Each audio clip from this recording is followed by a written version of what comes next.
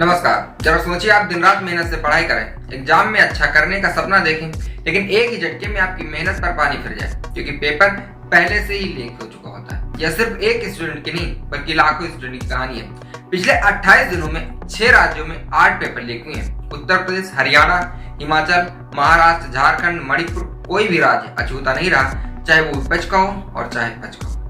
क्या अब देश में कोई बोर्ड एग्जाम का कोई मतलब रह गया है? क्या सरकारें इन माफियाओं के आगे बिल्कुल पूरी तरह से बेबस हो चुकी हैं? एक तरफ लाखों बच्चे दिन रात मेहनत कर रहे हैं तो दूसरी तरफ कुछ लोग पैसे लेकर पेपर लीक करवा रहे हैं। अब सवाल उठता है कि आखिर ये हो कैसा रहा है और सरकार इस पर कंट्रोल क्यों नहीं कर पा रही? और ये आज से नहीं, आज कई सालों से हो रहा है। यूपी बोर्ड 54 लाख स्टूडेंट पर असर पड़ा है। सेंटर एडमिनिस्ट्रेशन ने पेपर व्हाट्सएप पर भेज दिया था। हरियाणा बोर्ड 10वीं 12वीं की दोनों के पेपर लीक हुए। पुलिस अब तक कई गिरफ्तारियां कर चुकी है। हिमाचल बोर्ड 12वीं का इंग्लिश पेपर कैंसिल करना पड़ा। महाराष्ट्र बोर्ड जलना में मराठी का पेपर और आंसर शीट तक लीक हो गई। अब जरा आप सोचिए कि झारखंड बोर्ड में हिंदी और साइंस दोनों पेपर लीक हुए, बाद में दोबारा एग्जाम करवाना पड़ा। मणिपुर बोर्ड सोशल साइंस का पेपर लीक हुआ, मामला साइबर क्राइम पुलिस तक पहुंचा। क्या ये गलती सिर्फ कुछ लोगों की है या फिर पूरा सिस्टम ही खराब हो चुका है? ये सब एक बड़े गैंग का हिस्सा है। एग्जाम सेंटर से लेकर सोशल मीडिया तक पूरा नेटवर्क इनका काम करता रहता है। फर्जी विद्यार्थी उत्तर प्रदेश में 60 फर्जी विद्यार्थी पकड़े गए। पैसे देकर दूसरों को एग्जाम देने तक भेज दिया जाता है। एग्जाम सेंटर पर भी सेटिंग होती है। सेंटर एडमिनिस्ट्रेटर, टीचर और सुपरवाइजर खुद सब शामिल होते हैं। सोशल मीडिया का इस्तेमाल करते हैं। पेपर लीक होते ही टेलीग्राम, व्हाट्सएप ग्रुप पर इसे भेज दिया जाता है। इसमें सिर्फ लोकल लोग ही नहीं बल्कि बड़े माफिया और पॉलिटिकल बैकअप वाले लोग भी शामिल होते हैं।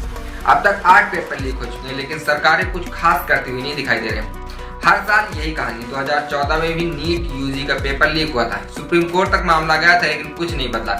एनटीए की फेलियर पेपर लीक के कारण एनटीए से 9 बड़े एग्जाम की जिम्मेदारी छीन ली गई है। बोर्ड की लापरवाही भी है। 6 राज्यों में इतनी बड़ी घटनाएं हुई लेकिन किसी भी बोर्ड ने ठोस कदम नहीं उठाया। अब सवाल ये है कि क्या स्टूडेंट के फ्यूचर की किसी को कोई परवाह है भी या नहीं? सोचिए, कोई बच्चा कई महीनों से पढ़ाई कर रहा है लेकिन अब एग्जाम देने जाता है तो पता चलता है कि आधे लोगों के पास तो पेपर पहले से ही था। ऐसे में उसकी मेहनत पर तो पानी फिर गया।